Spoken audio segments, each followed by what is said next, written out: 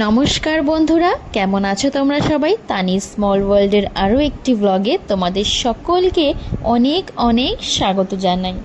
দিনটা ছিল শনিবার, রাখি পূর্ণিমার শুভ একটা দিন।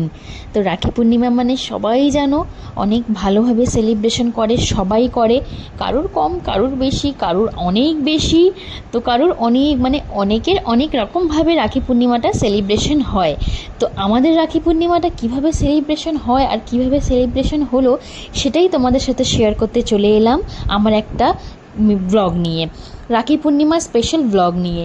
তো দেখো, একদম সকাল সকাল ঘুম থেকে উঠেই দিদির প্রথমেই রান্না বসিয়ে দিয়েছিল, চানা মশলা করার দায়িত্ব ছিল ওর। তো মোটামুটি একদম ফার্স্টেই উঠে চানা মশলাটা সেরে ফেলেছিল, আর আলু ফুলকপির তরকারি হবে বলে সেটাও ভেজে ভুজে অলরেডি ও রেখে দিয়েছিল। আমি তারপর বললাম যে দে তরকারিটা আমি করি, আমি একটু পরেই ঘুম থেকে উঠেছিলাম। আর প্রত্যেক বছর রাখি পূর্ণিমাতে সবার প্রথম রাখি বাঁধা হয় আমার বাবা আর আমার কাকাকে। পিসি সবার আগে রাখিটা কাকাদেরকে বেঁধে দেয়, কারণ বাবাও একটু অফিস যায় আর কাকাও নিজের কাজে লেগে পড়ে। এই কারণে আর কি পিসির হচ্ছে সব থেকে প্রথম পর্ব রাখি পূর্ণিমার দিনের। তো সকাল সকাল একদম 9টার মধ্যেই বাবা আর কাকাকে রাখি বাঁধা হয়ে গেছিলো আমার পিসির। আর আমরা ছিলাম ক্যামেরাম্যান, আর 3 বাচ্চা ছিল সবাই আশেপাশে। ওরা তো প্রত্যেকের রাখিতেই থাকবে, সেটা কোনো দু কথা হবে না সেটাতে। আর দেখো আমার মেহেন্দিটা কেমন হয়েছে তোমরাই জানিও। সেরকম তো পারি না, যেটুকু পারি আগের দিন রাত্রিরে বসে আমরা সবাই বোনেরা বৌদিরা মিলে একে অপরকে রাখি পরিয়ে, একে অপরকে মেহেন্দি পরিয়েছি, আর নিজেরা যেটুকু পারে পড়েছি। আর দেখো, আর একটা পর্ব রাখির মিটতে না মিটতে আলু ফুলকপির তরকারি তো হয়েই গেছিলো, ব্রেকফাস্টও সবার মোটামুটি কমপ্লিট হয়ে গেছিলো। আর আমি এদিকে 2 জায়গার রাইস বসিয়ে দিয়েছিলাম। রাইসের দায়িত্বটা যদিও আমারই ছিল, আলুর দমটা তো হয়ে গেছিলো, তরকারিটা হয়ে গেছিলো, তাই ভাবলাম যে এক খেপ রাইস কুকারে রাইস করে নিই আর এক খেপ আমি গ্যাসেই করে নিই, তাহলে কি হবে অনেকটা একসাথেই করে নেওয়া যাবে। তাই আমি 2 জায়গার রাইস বসিয়ে ফেলেছিলাম। তারপরে শুরু হলো আমাদের বাচ্চা পার্টিদের রাখি বাঁধা প্রোগ্রাম। তো আমার ছেলে, এই যে একমাত্র ভাই, পাশে 3টে বোন আর দিদি, ব্যাস একদম বাজার তো আমার ছেলেরই সেদিনকে ছিল। অবশ্যই বোনদেরও বাজার ছিল, কারণ গিফটটা তো আলটিমেটলি বোনরাই পেয়েছে। তাই এটা হচ্ছে আমার দিদির বড় মেয়ে বর্ষা, যে কিনা প্রত্যেক বছর রূপোর রাখি বাঁধে আমার ছেলেকে। ওর একটা রূপোর রাখি কেনাই আছে, প্রত্যেক বছর ও ওই রাখিটাই রিপিট করে। আমি খুলে যত্ন করে রেখে দিই, আবার ওকে নেক্সট ইয়ার বার করে দিই, সেই রাখিটা ওকে পরায়। তারপর আমার দিদির ছোটো মেয়ে পরিয়েছে একটা, এটা হচ্ছে ওই যে রাধাকৃষ্ণ গাড়িতে করে যাচ্ছে সেটা পরিয়েছি। আর একটা যেটা দেখতে পাচ্ছ সেটা আমার পিসির মেয়ের মেয়ে, এই যে সৃষ্টি ওর পাশে বসে আছে, সৃষ্টি ওকে পরিয়েছে। আর সৃষ্টিও পড়েছে কার্টুন রাখি, একটা লাইট জ্বলা রাখি। আমার ছেলেকেও পরিয়েছিল লাইট জ্বলাই রাখি, কিন্তু ওই লাইটটা সঙ্গে সঙ্গে খুলে ফেলেছিল, শুধুমাত্র ওই ছোট্ট রিবনের মতো যেটা ডিজাইন ওইটাই ওর হাতে রয়ে গেছিলো। আর তার পাশেই আরেকটা হাতে পড়ে আছে কিন্ডার জয় থেকে পাওয়া একটা খেলনা, যেটা কিনা ওর রাখি, ওর মতে সেটা রাখিই আজকে, তো সেটাও পড়েছিল আর কি। আর এটা ছিল আমাদের পুটুরানির হাতের। ওরা 2 বোন একে অপরকে পরিয়েছিল, প্রত্যেক বছরই পড়ায়। আর এই যে আমার ছেলে তো বিশাল খুশি যে ওকে নাকি পুজো করা হচ্ছে। ও এই ব্যাপারটা ভীষণভাবে এনজয় করে আর নিজেকে বিশাল একটু গর্বিত মনে করে যে ওকে সবাই মিলে পুজো করছে, আর ভীষণ আনন্দ পায় ওই জিনিসটাতে। তো এই কারণে ও সমস্ত রাখি পর্বটা খুব সুন্দরভাবে এনজয় করছিল আর কি। মিষ্টি তো খেতেও পছন্দ করেই, সেটা কোনো কথা হবে না। তারপরের পর্ব শুরু হলো আমার আর আমার দিদি, আমার মাসির ছেলে প্রকাশ, ওকে রাখি বাঁধা নিয়ে। কারণ ওর একটু ব্যস্ততা ছিল, এমনিতেই আমরা অনেকটা দেরি করে ফেলেছিলাম রান্নাবান্না বাড়ির কাজবাজের চক্করে। এই কারণে কারণ আমাদের থেকে রাখি বেঁধে আবার রিসরা বেরোবে, মামা বাড়ি যাবে, এই কারণে ওকে রাখিটা আমরা বেঁধে ফেললাম। সুন্দরভাবে ভাইকে আশীর্বাদ করে রাখি বেঁধে ঠাকুরের কাছে এটাই কামনা করলাম, ঠাকুর যেন তাকে অনেক বড় করুক, অনেক ভালো রাখুক, সুস্থ রাখুক। আর ভাই আমাদের টাকা দিয়েছিল, তো সেটা বড় কথা না, যাই দিক দাদা বা ভাই, সেটাই হচ্ছে অনেক বড় আমাদের কাছে। তারপরেই ও যেহেতু বেরিয়ে পড়বে, ওকে সঙ্গে সঙ্গে আমরা খেতে দিয়ে দিয়েছিলাম, কারণ ও খেয়েই ট্রেন ধরে রিসরা যাবে। তারপরে আবার তার পরের পর্ব শুরু হলো, আবার আমার দাদা ভাই তাদেরকে নিয়ে, আর আমরা বোনেরা নিজে একে অপরকে যে রাখি পরাই সেটাকে নিয়ে। এটা আমার পিসির মেয়ে, এর নাম নেহা। তো আমরা সবাই এই পর্বটা একসাথে মেটাই। তো এটা আমার পিসির ছেলে, আর এটা হচ্ছে আমার কাকার ছেলে, আর এটা হচ্ছে ভাইয়ের বউ আর কি। কারণ আমরা তো ভাইয়ের বিয়ে হয়ে যাবার, ভাই বা দাদার বিয়ে হয়ে যাবার পর বৌদিকেও সাথে রাখি পরাই, যেটা হয় আর কি পছন্দ মতো, যেটা মেয়েরা সবসময় ক্যারি করতে পারে। তো আমাদের রাখি পর্ব অলরেডি শুরু হয়ে গেছিলো, আর আমাদের রাখি পর্ব হতে না হতে মানে রাখি তো কম হয়, হাসাহাসিটা বেশি হয়। এত আমরা এনজয় করে রাখি পরাই যে বলার মতো নয়। মানে 6 জনে মিলে পুরো গুতোগুতি হচ্ছিল রাখি পরাতে গিয়ে। 3 জন সামনে বসে আছে, 3 জন ঠিক তার মুখোমুখি বসে আছে। আর মিষ্টি খেতে খেতে দাদাদের যা অবস্থা হয়েছিল সেদিনকে, সে তো তারাই একমাত্র জানে, সেটা আর কিচ্ছু বলার নেই। দাদাকে ভাইকে দুজনকেই সুন্দরভাবে রাখি পরিয়ে আমি একে একে করে রাখিটা যেহেতু পরাচ্ছিলাম, তাই একটু লেন্দি হয়ে যায় আমাদের রাখি পরানোর প্রোগ্রামটা।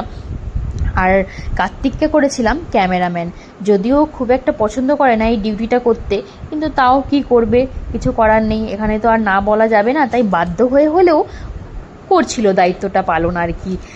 তো তারপরেই দেখো দাদা আর ভাই দুজনকে রাখি পরানোর পরেই সঙ্গে সঙ্গে বৌদির হাতে রাখিটা বেঁধে দিলাম। আমি, আমার দিদি, আমার পিসির মেয়ে সবাই মিলে একে একে করে বৌদির হাতেও রাখিটা পরিয়ে দিলাম। ওরও এবছর হচ্ছে প্রথম রাখি শ্বশুরবাড়িতে। ও ভীষণভাবে এনজয় করেছে আমাদের এই রাখি সেলিব্রেশনটা, গেট টুগেদার অ্যান্ড আমাদের সবাই একত্রিত হলে যে এনজয়মেন্টটা হয় সেটা ও ভীষণভাবে এনজয় করেছে। অ্যান্ড ও অনেক অনেক অনেক খুশি হয়েছে, এবং এটাও বলেছে যে প্রত্যেক বছর ও রাখিতে এখানেই কাটাবে। যদিও ওর কোনো ভাই নেই, ওরা 3 বোন, এই কারণে ওর সেই রকম পিছু টানটাও নেই, এই কারণে ও খুব মনে শান্তি বা আনন্দ নিয়ে এখানে থাকতেও পেরেছিল আর কি। তারপরেই এলো সেই আরতি করার পালা।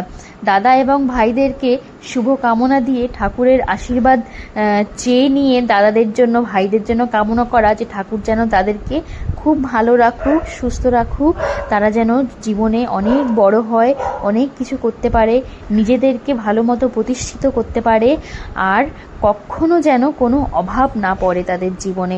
ঠাকুরের কাছে সব সময় এই কামনা করি, দাদা ভাই বৌদি তারা যেন স্বামী স্ত্রী মিলেমিশে সংসার করতে পারে, সুন্দরভাবে সুখে শান্তিতে থাকতে পারে, আর সবাইকে ভালো রাখতেও পারে।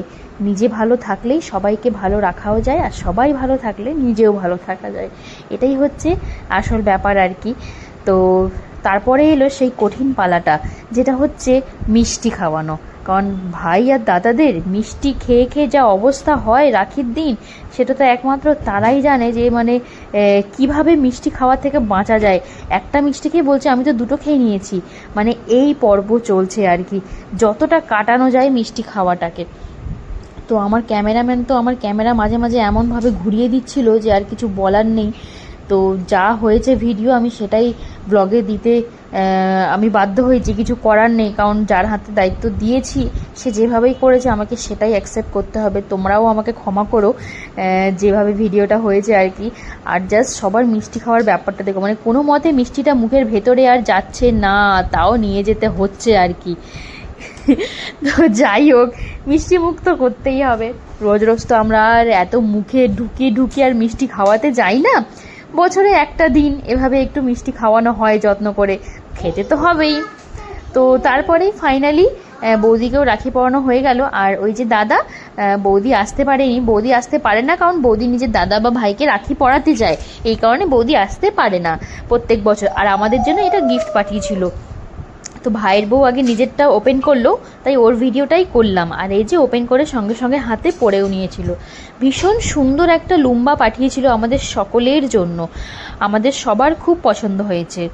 তারপরেই শুরু হলো আমাদের বোনেদের মধ্যে রাখি পরানো, কারণ আমরাও তো একে অপরকে ভালোবাসি, তাহলে বোনরাই বা কেনই বাদ যাব।